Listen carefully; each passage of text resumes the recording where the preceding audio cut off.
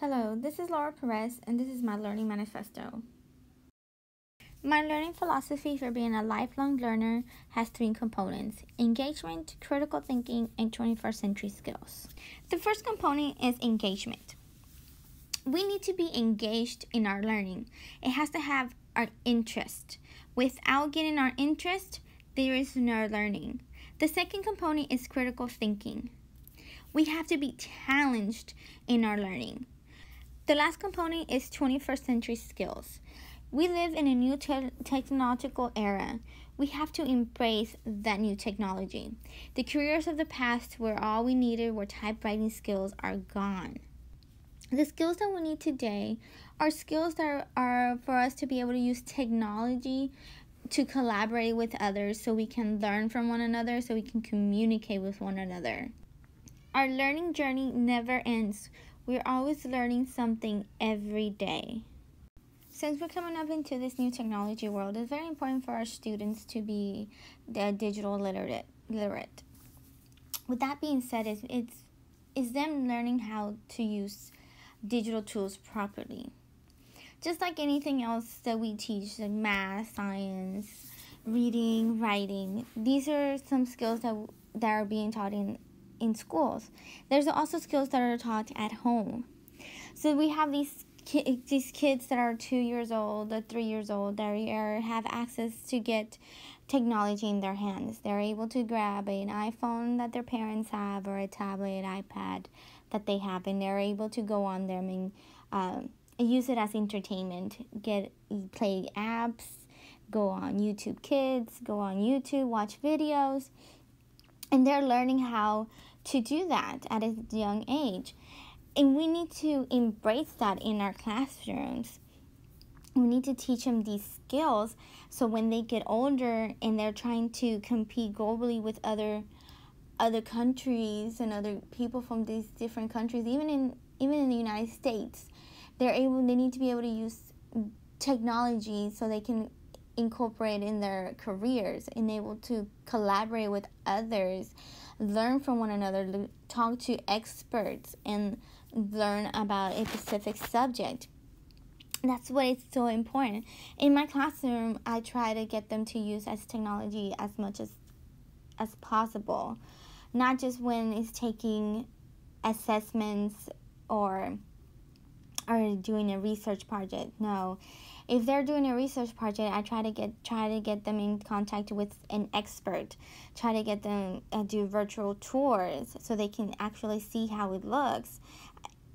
I'm also teaching them how, learning these skills, they're able to compete when they get older, able to do 3D printing, where now we have people doing 3D printing to print out prosthetic arms. If they want to do 3D printing of food, they need to know how to learn how to use coding in order for them to make creative things.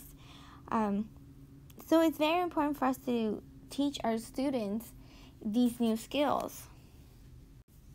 The more and more they're exposed to these skills at a young age, the more willing they are going to be when they get older. They're going to be more open into learning new technology skills. We're not going to have students who are going to be like afraid of getting a tablet and afraid of searching something, afraid of going on Skype and talking to another person, if we teach them at a young age and we get those skills to them. Some emerging issues that are coming up with digital learning are these new technology skills, are these tools going to help students pass the standardized testing? Are they going to be able to use these skills across globally? Are they going to be able to compete with other students? And so the answer to these questions is yes, they'll be able to do all that. If the teacher uses technology the right way and have the students learn it to use correctly, where we can collaborate with one another, then yes, they will be able to pass those standardized testing. We always want to have students collaborate with one another, because we always think the students learn better when they collaborate, when they talk to their peers. So how wonderful it would be for a student to use a Google Doc and write a research paper with another partner simultaneously and share those ideas. How awesome would it be for those students to also connect with experts in a certain field? For example, if you have students learning about weather, and how it would be great for them to be able to Skype with a meteorologist and talk about all these different types of weather patterns that they see, and how they use their digital tools and how they use their technology tools for their career. And they will be able, if students use technology skills and they learn it and they hone it in, they will be able to compete globally with others. But the one thing that we also need to think about is training for teachers. Training must be done. We need to have those teachers be trained. If we don't train teachers, then they also don't know how to use technology in the proper way.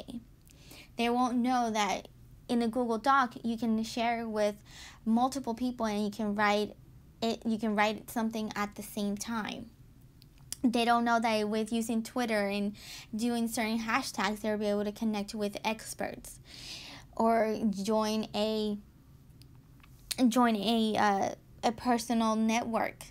They won't know how to use that. They won't know that there are certain ways where you can connect with parents as well, so they can know what their students are learning. These are all different issues that need to be addressed, and then we need to find solutions for.